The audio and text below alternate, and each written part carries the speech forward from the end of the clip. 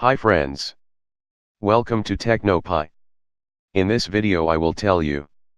First, what is VPN? Second, how VPN works. Third, how you can unblock any website using VPN. So let's get started.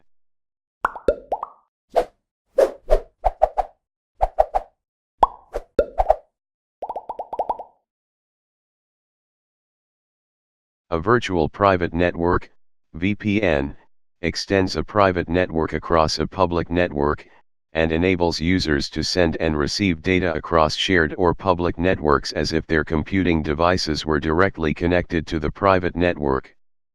Applications running across the VPN may therefore benefit from the functionality, security, and management of the private network. So now let's talk how VPN works. A VPN is created by establishing a virtual point-to-point connection through the use of dedicated connections, virtual tunneling protocols, or traffic encryption. A VPN available from the public internet can provide some of the benefits of a wide area network. 1. From a user perspective, the resources available within the private network can be accessed remotely. Once the internet connection is made, the user creates a VPN connection with the corporate VPN server.